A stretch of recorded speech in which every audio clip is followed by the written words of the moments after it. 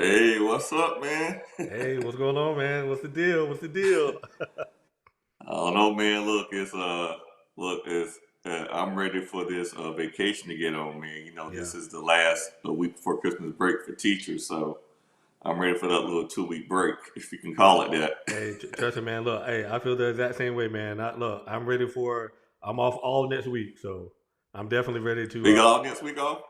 Yeah, I'm off all next week, so we'll definitely have to get up and try to get together.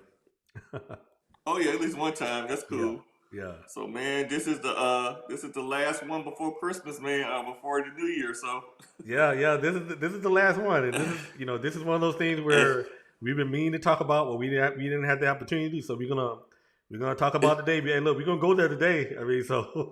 now, you can't be talking about you're gonna go in and then go halfway there and stop. Now No, no. Look, you gonna we go going in, go in. in. Look, look. We so hey. Today we're going to talk about January 6th. What happened on January 6th at the Capitol? If everybody's following the news, if you aren't following the news, just let you know that the select committee they are still doing their investigations. They're still doing their hearings, and one of the persons at the center of the storm is none other than Mark Meadows, who used to be the congressman in North Carolina, out of the 11th district in North Carolina. So, but Yes. So, before we go there, we're gonna start with some of the current events that's going on besides that. And oh yeah, I think man. my Well, brother. definitely, man. Go ahead. Oh, good. Yeah, my brother is. Look, there are a lot of things that my brother is proud of, and I'll say that. But I would tell you one of the things that he is most proud of is that he went to an HBCU. Man, hold up. Hey, y'all, man, what my t-shirt was? I can't see my t-shirt. Yeah, hey, there it is, man. Yeah, Let me go tell ahead you and stand something. up. We can't see it. Go ahead and stand up and let them see Okay, it. We see, can't see hold on, it. man, look, man, HB. Can you see it now? Okay. H Okay. HBCU ish. As a matter of fact, that's our license plate on our car. HBCU ish. Hey, now look, I know we didn't plan on talking about this, but since we talking about HBCU, right? Let the folks out there know just briefly what your experience was at the HBCU and what made you decide to go there. Oh man, let me tell you, man. First of all, I'm part of that different world generation. You know. Yep. So first of all, different world because we didn't know. I didn't know HBCUs really existed, Yeah. right? Then of course there were influences also. I remember Miss Baldwin talking about Shaw U, which is where I graduated from and everything. But I think that during the '90s, there was like the late '80s and '90s, there was like a resurgence, and a lot of the quote unquote kids that had ability started choosing HBCUs instead of PWIs. Hmm. And I remember What's vividly, PWIs? man. Oh, primarily white institutions, Okay. or just the historically white institutions. I Yeah. mean, Carolina, Alabama, Duke, they're historically white. They were not meant for African Americans. Hence HBCUs, Yeah. because they would not let us go on their campuses. Yeah. So yeah, so that's what it is. And I made a decision to go to Shaw. I remember telling my guidance counselor that I wanted to go to a Shaw University HBCU, and he was incredulous. I mean, he act like I committed a crime or something. You you you won't learn. You're not going to be prepared for the real world. You can't get a job and all kind of stuff. And I'm like, well, daggone. I mean, I was like, well, okay, I listened to him, but I was thinking, you know how I was back in high school. I'm kind of a little ham that man. I was like, listen, if my grandmama and granddaddy couldn't go to that school, I ain't going to that school. So I've been that dude for a long time. So it didn't have to, you know what I'm saying. Yeah. But No, I but know what you're saying, nevertheless, man. man. I But know what you're saying. say it again.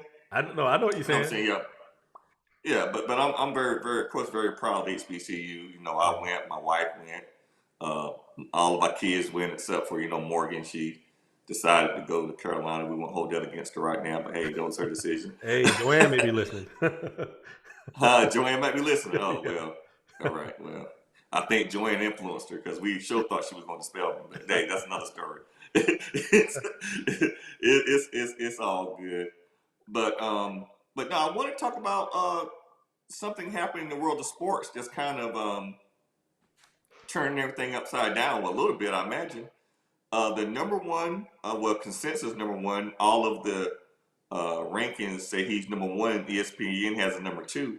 But the number one player, athlete, I think his name is Travis Hunter, in the country, um, decided to opted out of going to Florida State University and chose to go to Jackson State University. And this is the first time in history that a player that high um, actually decided to go to HBCU. I'm confused. I don't know why they say the first time in history because before integration and before the Power Five start allowing African Americans to go, the top athletes were already there. So, but Yeah. hey, that's not here nor there. No, Yeah. no, I understand, but look, Um, if you follow yeah. college football, if you're a college Yeah. football fan, the Mm. significance of what just happened, with Travis Hunter, decided not to go to Florida State and decided to go to decided to go to Jackson State University. Uh, the significance, it still hasn't set in to the point Mm. where people are already trying to draft laws that's going to prevent them from doing it. But look, one thing we have to leave out: Jackson State is not just any HBCU. Deion Yeah. Sanders, aka Primetime, is the coach at Jackson State University, and by all measures, he's probably one of the greatest cornerbacks, not cornerbacks that ever played the game. And it just so happens that If not Travis the Hunter, greatest. If yeah, not the greatest. Yeah. yeah, and it just so happens that Travis Hunter he plays that position. Yeah. And also you gotta realize, man, the greatest players to ever play the game came to HB. When you say the greatest running backs, Walter Payton comes to mind. Jackson State. Yeah, When you say the greatest wide receiver of all time, Jerry Rice. So it's not like these players are not there, right? yeah, But the reaction is I want everybody to pay attention to these reactions. yeah. I mean, they burned Deion Sanders' jersey down there in Florida. They're calling the boy. Here's Doug Gottlieb talking about that he's going to an inferior school. That kind of inferior. Yeah, I don't think anything about my brain inferior. You know, yeah, when we, it's when we walk out those HBCUs, I'm telling you right now, man, I'm just hammered. When I walk across that stage, I felt a lot of things, but inferior is definitely not one of them. yeah, it's definitely yeah. I will say that. Hey, Yeah. Wendy Michelle, thank you. Hey, thank you for having us on the bit screen. We definitely appreciate that. Hey, Wendy is one of my classmates, man, way back. Newbury High class of 1990, man. Me and Wendy go way back. She's a passionate teacher, man. We have some powwow sometime, but she's one of the ones that's in it for the right reasons. Yeah, Good person, good person. yeah. So But yeah, man. shout out to Wendy. Okay, yeah, Wendy. So, but yeah, man. But the reaction, they're talking about, like I said, drafting laws. They're insulting the board's intelligence. They say he made a bet. They say he's doing it for the money. They say because of the new rules he can make money. But I'm like, before the old rules, they used to put $30,000 in the players' bags and everything, buy people houses and everything. So when the PWIs were doing doing the SMU, the best death penalty, all these violations, paying these players to come. So when everybody knew what was going on, it was no big deal. But But now that this this is the boy other decided, issue. So there are a lot of things that's yeah. happening now. Hey, what's Also, up, cousin? What's up, Chris? What's oh up, yeah, Chris? what's up, Chris? What up, cuz? Yeah, he Um, was Chris with D1. Chris with D1. man, I just lost my train of thought. Oh, the transfer portal. Oh, but So oh, between the transfer portal and now that athletes can finally make money off their own likeness and image, Dabu Sweeney, who's the I think he's the head coach at Clemson, he came out today and he yeah, said yeah, that there's a lot of chaos going on in college football, and Oh, coaches can leave whenever they want, and yeah, so now that the players have a little bit of authority, now it's an issue now. yeah. It's chaos. It's chaos now. Look, let me tell you something, man. I think what 75% of these players are African Americans. Uh, when I look at Alabama, I look at these schools bringing in tens of millions of dollars. Most of the players on those fields are African American. The financial foundation of these institutions are on the back of this black talent. So now this black talent is beginning to see, hey, we can now monetize our, because you can't even get kids money. Yeah, You can't give them nothing in violation. So now these kids are starting to exercise their options. And look, in the post George Floyd um, time, a lot of parents are kind of now, hey, you know, we we may want to send our kids somewhere where they feel a little a little more secure. correct. Where they feel like they belong. So it's a lot of things that play into that. Yeah, And Deion Sanders talked about it. Deion Sanders said when that boy came to homecoming, yeah, he said it was a wrap. And yeah. look, anybody look, a, I want to go to HBCU homecoming. I won't talk about that. That's a whole nother show, man. Yeah, I gotta take you to Shaw homecoming, man. I gotta take you to a homecoming one time, man. Well, look, yeah. So, hey, Yeah, I gotta take you to one, the man. tide is You'll be turning. changed. You'll be changed. All I say Yeah, is that it is a good thing now that players are in control and that they can benefit. yeah, And like I say, we'll see what happens. But I tell you, there are a whole lot yeah, of he's starting to trend, and there are a whole lot of top players out there that they're going to start giving HBCUs a better look. And look, um, more power to them. Like I say, coaches have been able yeah, to coaches make promises to all these kids. They recruit them. They go yeah, into their parents' houses and say, "Look, I'm going to be yeah, here." And the next thing you know, they're going to for the next best job offer. So now I'm glad that yeah. kids have the opportunity to do the exact same thing. Exact same thing. Exactly. Yeah. Exactly.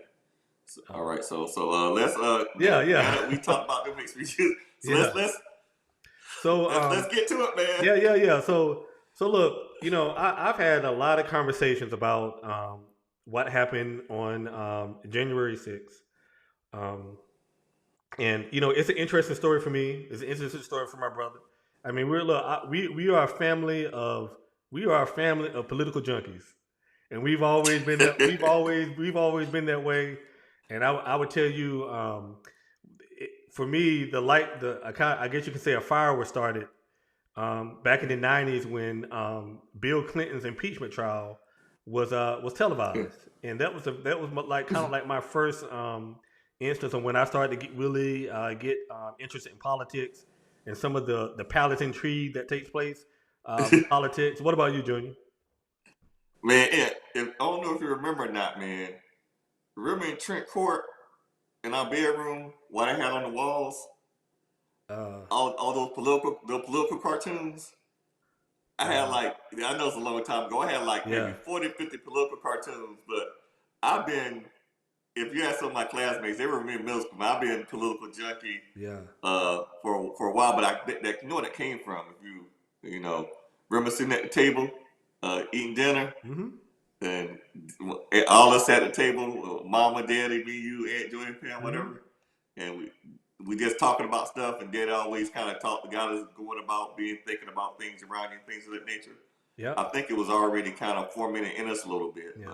but my first political that I remember clearly was probably that I paid attention to was the hearing when Justice Thomas Yes. Need to heal. was Yeah. confirmed.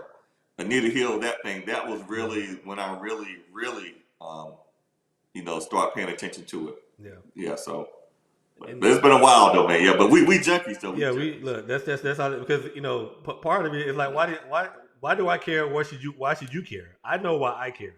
Yeah, Uh, yeah, and I don't know. I like I say I've had a lot of conversations with people about January 6th, and I think what's interesting to me is how some, not all, how some really they just don't consider what happened a big deal, and that is I I don't know. It's we should just move on, and this yeah, is just the left doing this, and I'm just like, no, this.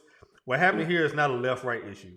Yeah, In my mind, I think this is what happened here. At least the way I view it, it transcends political affiliation. Um, yeah, yeah, and yeah. so go ahead. And Junior, No, you're right. why don't you kind of talk about the before I start showing the videos? Why don't you kind of talk about Yeah. the zoom out a little bit and talk about the backdrop, like what was happening behind the scenes leading up to the march on the Capitol. Yeah, so what happens? People I realize, and I do this exercise with my students, my civic students. Um, at a trading school, we have what we call a mock election, and we do the electoral college, and we have each classroom is a state with electors, and everybody is a candidate, and the students get to vote. And Mm-hmm. I love to see where they see the person that gets the most votes don't necessarily win Mm-hmm. because electoral college process. And so what happens is, and I want my students to get that experience because I want them to know how the process works, and I also give my students who are turning 18, they get extra credit if they show me they registered to vote. They get like a test grade of 100 Okay. to show because civic engagements. So that I do that, just but a backdrop to say, listen, a lot of people really don't understand how the electoral process works. And so to January 6th, everything is in the Constitution. That's why I love when my students, I'm blessed because, well, I work at alternative schools, so I have small classroom sizes. Mm-hmm. But the behaviors are challenging, but I control them. But nevertheless, um, when we get to the Constitution, we read the Constitution. I have the luxury of doing the deep dive to unpack it. Yeah. We go through all 7 articles, all 27 amendments. So we know the Article 1 powers of the legislative branch, Article 2 power of the executive branch, Mm-hmm. all 3 powers of the judicial branch, all of that. But long story short, when the president is elected, each state has electors, right? Mm-hmm. So basically, uh, if like North Carolina, I think North Carolina has what, maybe 13, 15, 13, whatever it is, right? Mm-hmm. So whoever gets the most votes get those electors, right? So Trump won North Carolina, Mm-hmm. right? So when the Secretary of State certified the election, Trump wins those electors. Those electors then cast their votes Mm-hmm. for Trump because he won the state. It's a pretty So this straightforward process, process. straightforward process, nothing nefarious about it. Look, this process has been going on forever. It wasn't a problem until somebody said it was a problem, right? Um, now, granted, the Electoral College was originally put in place because the founding fathers did not trust, and this is, you can look it up, this is just facts. Back then, at that time, they did not trust uneducated, out in the woods, kind of what people, whatever. They didn't trust people who weren't wealthy and educated, put it that way. So they put the Electoral College in as a safeguard just in case the crazies did something they didn't like. Yeah. So that was the original impetus of, it's not about large state, small state, nothing about that. They were afraid of the mob, Mm-hmm. right? So basically what happened is that once each state cast their electors and the Secretary of State, so these states certified, then it goes to the House. Yeah. Then it goes to the Senate, and then it's pretty much straightforward. Basically, what happened January 6th is the last day that when they actually certify. That's actually just a formality. Yeah. It's a pomp and circumstance kind of thing because the president is basically already elected. So, Right. so they were there January 6th just to go through the process, the pomp and circumstance. But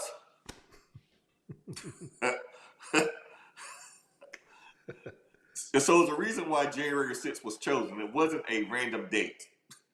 Uh, they clearly chose that date to disrupt the process, and unfortunately, people were of the mind because of civic ignorance. They didn't know no better, and because they trust people that are not giving them information correctly. Um, they thought that if they interrupted the process or whatever, then Trump can remain in power. Yeah. So that's one of those things where uh, people in authority who know better were taking advantage of people's passions and sincere ignorance, in some cases willful ignorance, but nevertheless they were taking advantage of that, and they got these people all riled up at the Capitol thinking they could stop the process. Yeah, and then just to Or even worse. yeah, and so Yeah. just to add a little context to that, January 6th is kind of like in President Trump's eyes, former President Trump's eyes, it was 2 minutes left in the fourth quarter. If I could use that Yeah. if I could use that analogy, because And make sure you say former president. Don't say president. You know people still think no, the that's president what I want to be said. a I former said I said president. former president. Yeah. So Yeah. up leading up to January the 6th, President Trump had lost pretty much all the lawsuits, 63 lawsuits in all, where he tried to Yes. challenge the election. But one Say thing to that keep in again, Ed. mind is Say that that again. yeah, 63 Say 63. that again. Yeah, 63. Okay. 63. Uh, and then there was one. I mean, there was one case that he won in Pennsylvania, but to be honest with you, that was more of a formality. But the bigger issue is Mm-hmm. that while former President Trump and his team, while they were up in front of the cameras, decrying all this fraud this, the lawsuits that they used in court had nothing to do with fraud. It was all procedural issues. Procedural issues saying that the state legislators, that the judges erred because the state legislators are the ones that are opposed to the government elections. So there were the lawsuits they had nothing to do with fraud. Yeah. Um, Yeah. And the thing is that people were thinking that these lawsuits were had some kind of merit, correct. and also you got to understand that a lot of people look at the. I got one of the emails Yeah. from Trump. I don't know how they thought I was a supporter or something, but Trump is about to win. He can turn this thing around. Just give me Send $5. $10. Yeah. So look, while Trump was fighting these lawsuits, he was raising in millions and millions of dollars because people believed it. Let me tell you, look, man, people trust people they believe. I mean, Yeah. my daddy told us it was a Santa Claus. Yeah. So we were looking, we thinking that Santa Claus, we didn't even have we lived in trailer at the time, so we didn't even have a chimney. We think he was coming down the chimney. Yeah. Right? And we thinking, so you believe it. And look, I remember the one kid in school who didn't believe in Santa Claus, and we thought something was wrong with him. Yeah. So I get it. You know, these people, you know, so it happens. So Yeah. they think that this is why people who are in position need to have integrity. Yeah. Because what happens is when you have people that blindly follow you, they believe what you say. And you have people who were legitimately believing it that the election was stolen. Yeah. They were sending money. They were sending money in on this. Some people still think he's going to be reinstated. Yeah. Every time I look at Yeah. so, and I don't want to belittle it because it's serious. Because these people fanatically believe this. Yeah. Right. And so that's when so that's an issue. That's an issue. Yeah. So the lawsuits, it didn't win any lawsuits. He thought that the Supreme Court was going to come through for him. That didn't happen. Yeah. And so his last ditch effort was really relied on former Vice President Pence. And as the president of the Senate, he's the one that oversees he counts the electors that comes from different states. And again, this is ceremonial. And so President Trump had convinced his supporters, his diehard supporters, that former Vice President Pence had the sole authority to say, I don't like these electors aren't good, these electors aren't good. Basically saying that he has the sole power to decide who the president is going to be. And so yeah. And so I tell you what, I'm gonna pause right here and I'm just gonna let some of this video play. We'll be right back. All right. Okay. Republic for which it stands, one nation, under God, indivisible, with liberty and justice for all. They came from all 50 states. Out of some sense of patriotic duty. It's so much more than just rallying for President Trump. It's really rallying for our way of life, the American dream, against fake news. To protest an election they believed had been stolen. We're here, Patriots. We're in Washington, D.C., Capitol building dead in front of us. Their day of action would be January 6th, when Congress would count electoral ballots and ratify the 2020 election results. For some, it was just a rally for their president. For others, it was a call to arms. We have the power in numbers. March on Congress directly after Trump's speech. In the weeks beforehand, there were over 1 million mentions on social media of storming the Capitol. Maps were shared of the building's layout. There was talk of bringing weapons and ammunition, and discussion over which lawmakers should be targeted first. This anger was based on a lie. This election was a fraud. A lie that had grown more frenzied after the election. President Trump won this election. They were flipping votes. Steal the election in Philadelphia. When you win in a landslide and they steal the election in Atlanta. And it's rigged. Steal the election in Milwaukee. It's not acceptable. This is outrageous. A lie spread by the president and his closest allies. Let's call out cheating when we find it. Some of whom stoked calls for violence. All hell is going to break loose tomorrow. Everyone's going to remember who actually stands in the breach and fights tomorrow and who goes running off like a chicken. We bleed freedom. This will be their Waterloo. And we will sacrifice for freedom. This will be their destruction. What happened next was chaos. They broke the glass. Insurrection. Take it now! Treason! Treason! Death. All right, so we're gonna. Whew. So, former President Trump, when he was at his before he got out and spoke, he was texting on Twitter that Vice President Pence was going to come through. I mean, he really believed that that Vice President Pence was going to was going to swing the election. And so earlier that morning, before Vice President Pence went to the Capitol, he put out a message basically saying that he does not have the authority to determine which electors to approve and which electors to send back to the states, and that was really a blow to the plans that that the former President Trump had in trying to look. I call it a coup. Okay, I don't know what anybody say and try to overturn an election. But there's one more thing that I want to that I want to focus on, and this is what Newt Gingrich said, and that's why and so. You know, we have this thing called dog whistles, okay?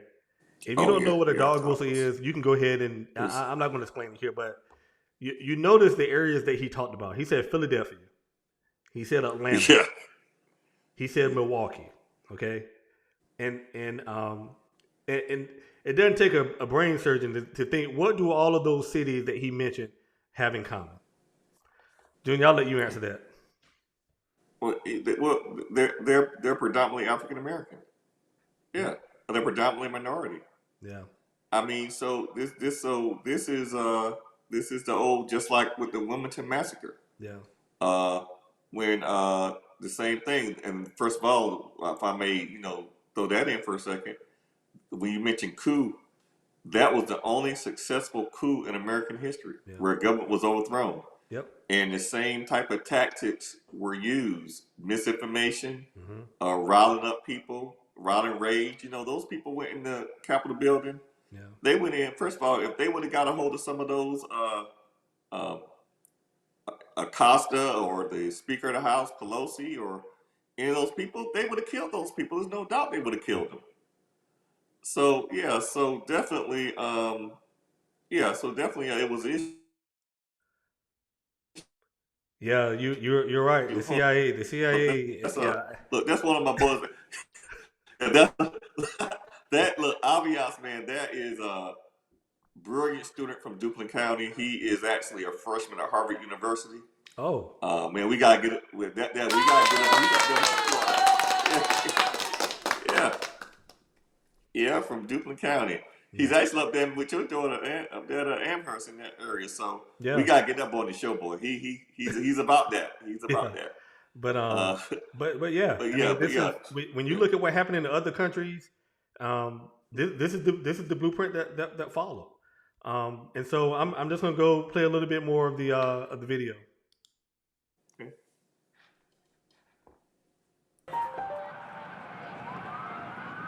Then there began a campaign to whitewash history, starting at the top. It was a zero threat. Right from the start, it was zero threat. And spreading throughout the Republican Party. Even calling it an insurrection, it wasn't. By and large, it was peaceful protest. One lawmaker who helped barricade the House doors now suggests there was barely any threat. If you didn't know the TV footage was a video from January the 6th, you would actually think it was a normal tourist visit. A tourist visit? This was not. And the proof is in the footage. As part of a 6-month investigation, the New York Times has collected and forensically analysed thousands of videos, most filmed by the rioters themselves. We obtained internal police radio traffic and went to court to unseal police body cam footage. Our reconstruction shows the Capitol riot for what it was. A violent assault encouraged by the president on a seat of democracy that he vowed to protect. We'll chart how police leaders failed to heed warnings of an impending attack, putting rank-and-file officers in danger. We'll track key instigators in the mob, taking advantage of weaknesses in the Capitol's defences to ignite a wave of violence that engulfed the building. We'll show for the first time the many simultaneous points of attack and the 8 breaches of what appeared to be an impenetrable institution of government. We'll show how the delay to secure Congress likely cost a rioter her life, and how for... Look, man, I don't understand. I do not understand how people can look at this and say that this is not a big deal.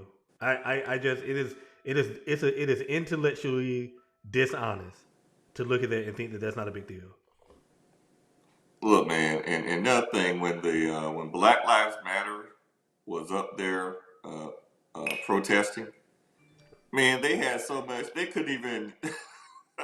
Everywhere they went was marked. There were security, armed, military tanks everywhere.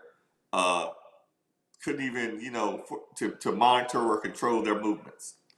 So obviously this right here was